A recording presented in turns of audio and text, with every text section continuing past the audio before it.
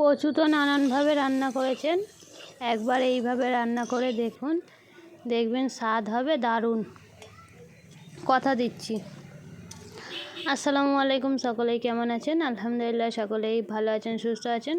আজকে গাঁঠি কচু কিভাবে রান্না করলাম সেটাই আপনাদের সাথে শেয়ার করছি। ভিডিওটা না কেটে পুরোটাই দেখার চেষ্টা করবেন। প্রথমে কচুগুলোকে পাতলা পাতলা করে কেটে নিয়েছি, আর আলুগুলোও একটু লম্বা করে পাতলা করে কেটে নিয়েছি। দেখতেই পাচ্ছেন আলুগুলো কেমন লম্বি পাতলা করে কেটে নিয়েছি। এরপরে এটাকে ভাজার জন্য কড়াইয়ে তেল ভালো করে গরম হয়ে যেতে কচু আর আলুটাকে একসঙ্গে দিয়ে দিয়েছিলাম। এরপরে দিয়ে দেবো 1 টেবিল চামচ লবণ দিয়ে দিলাম, আর দিয়ে দেবো 1/2 টেবিল চামচ হলুদ গুঁড়ো দিয়ে এটাকে একটু ভালো করে নাড়াচাড়া করে এটাকে ভেজে নেব। তাহলে আমার ভিডিও যদি আপনাদের ভালো লেগে থাকে একটা লাইক করে চ্যানেলটাকে সাবস্ক্রাইব করে পাশে থাকবেন। দেখতেই পাচ্ছেন কেমন একটু কালারটা চেঞ্জ হয়ে গেছে, আলু আর কচুটা ভাজা হয়ে গেছে। এরপরে এটাকে নামিয়ে নেব। ভেজে রাখা কচুটাকে নামিয়ে রেখেছি। এরপরে রান্নার জন্য কড়াইয়ে সরিষার তেল দিয়ে দিয়েছি। আপনারা চাইলে সয়াবিন তেলও ব্যবহার করতে পারেন। তেলটা গরম হয়ে যেতে এতে দিয়ে দিলাম গোটা জিরে, আর দিয়ে দেবো একটা কাঁচা লঙ্কা দিয়ে এটাকে ভালো করে একটু নেড়ে চেড়ে ভাজা মতো করে নিলাম। এরপরে এর মধ্যে দিয়ে দেবো একটা বড় সাইজের পেঁয়াজ কুচি। পেঁয়াজটাকে দিয়ে একটু নাড়াচাড়ার পরে পেঁয়াজের রঙটা যখন একটু বাদামি কালার হয়ে আসছে তখন এতে দিয়ে দিলাম আদা রসুন বাটা। আদা রসুন বাটাটা দিয়েও একটু নাড়াচাড়া প্রথমে করে নিলাম। 2 মিনিটের মতো নাড়াচাড়া করে নিচ্ছি আদা রসুনের কাঁচা গন্ধটা যতক্ষণ না যায়। নাড়াচাড়া করার পর এতে দিয়ে দিচ্ছি একটা টমেটো কুচি। টমেটোটা দিয়েও টমেটোটা ভালো করে একটু নাড়াচাড়া করে নিচ্ছি। দেখতেই পাচ্ছেন নাড়তে নাড়তে কেমন টমেটোর কালারটাও একটু চেঞ্জ হয়ে এসছে। এতে এবারে মশলা অ্যাড করব।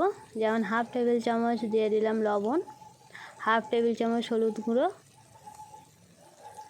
1/2 টেবিল চামচ লঙ্কা গুঁড়ো।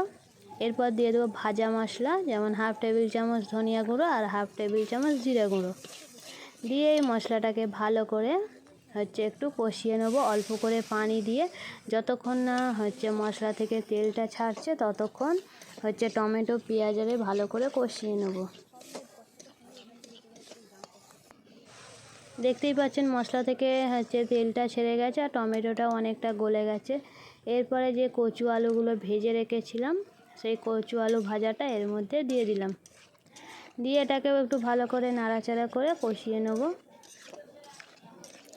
সবগুলো যাতে মশলার সাথে ভালোভাবে মেখে যায় তাই একটু ভালো করে নাড়াচাড়া করে নিচ্ছি।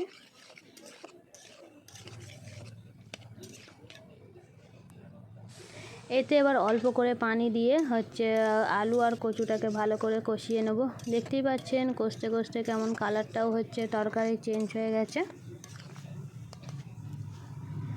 এতে এবার দিয়ে দেবো পরিমাণ অনুযায়ী পানি, যাতে আলু আর কচুটা পুরোপুরি সেদ্ধ হয়ে যায়। খুব বেশি পানি দেবো না, কারণ বেশি ঝোল হয়ে গেলে খেতে ভালো লাগবে না। তাই পরিমাণ মতো পানি দিয়ে এটাকে ঢাকনা দিয়ে রেখে দেবো 10 মিনিটের মতো। আঁচটা কিন্তু একদম বেশি লোই রাখতে হবে, যাতে কচু আর আলুটা ভালোভাবেই সেদ্ধ হয়ে যায়। 10 মিনিট পরে ঢাকনাটা খুলে নিয়েছি। দেখতেই পাচ্ছেন কচু আর আলু পুরোপুরি কত সুন্দরভাবে সেদ্ধ হয়ে গেছে। এরপর এতে আমি দিয়ে দেবো সবজি মশলা। আপনারা চাইলে নাও দিতে পারেন, এখানে অল্প করে জিরা গুঁড়ো দিয়ে দিতে পারেন। আমি এখানে সবজি মশলা দিয়ে এটাকে নেড়ে চেড়ে এরপরে নামিয়ে নেব। দেখতেই পাচ্ছেন কত সুন্দর হয়েছে, আঠালো আঠালো, আর গরম ভাতের সঙ্গে খেতে তো দারুণই লাগবে। আপনারাও এইভাবে রান্না করে একবার দেখবেন, আর এই রেসিপিটা কেমন লাগলো কমেন্ট বক্সে জানাবেন।